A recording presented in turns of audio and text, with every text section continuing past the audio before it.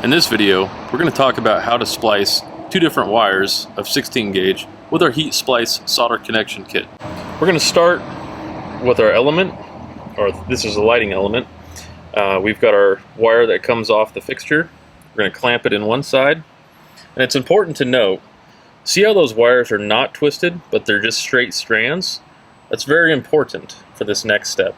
We're going to go ahead and clamp that guy into here.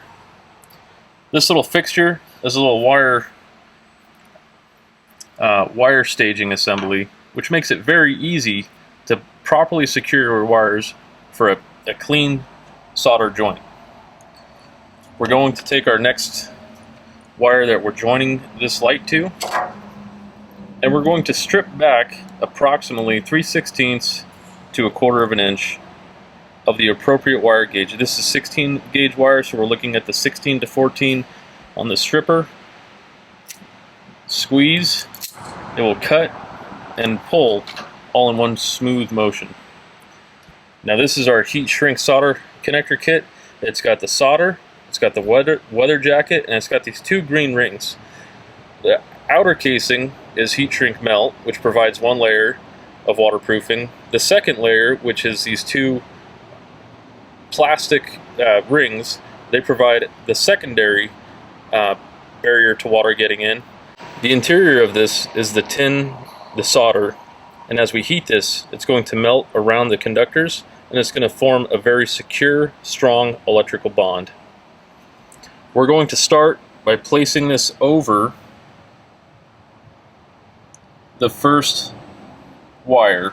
We're going to take our second wire, and before we clamp him up, we're going to insert him into the other end.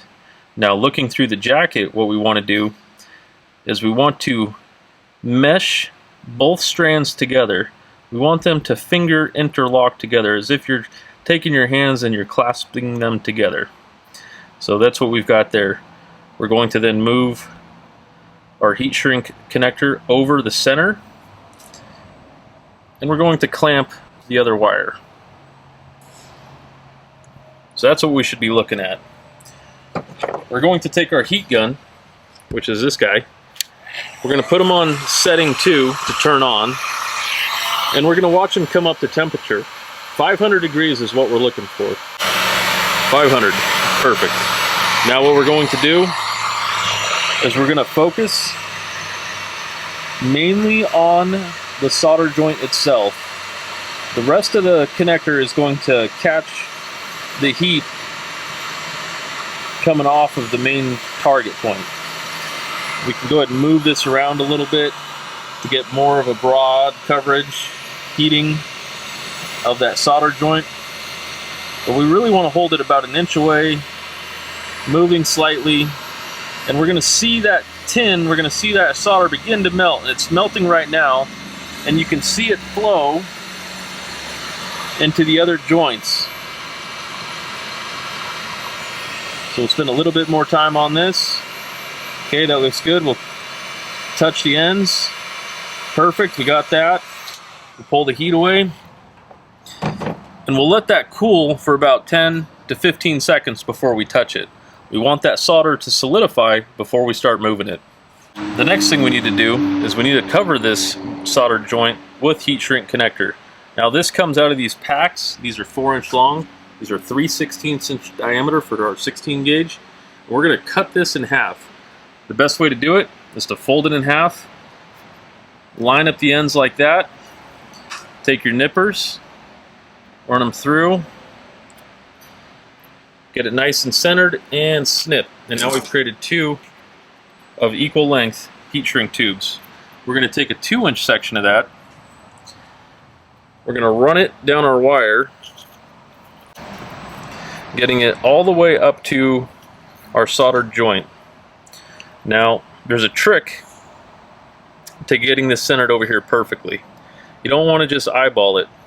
What you want to do is you take your thumb, place it at the end of the solder joint, just like so, butt the heat shrink up to it, use your other thumb to mark the end of where the solder or where the heat shrink is, pull it back, and now you just have to split the distance from split the distance from the end of the solder to the end of your thumb. So we're going to go to about right there. We're going to chuck this back up in our clamps. We're going to grab our heat gun, and we're just going to apply general heat to ensure that this consistently melts all the way around the joint. And just like that, we have a heat shrunk soldered connection with 3 layers of weather protection.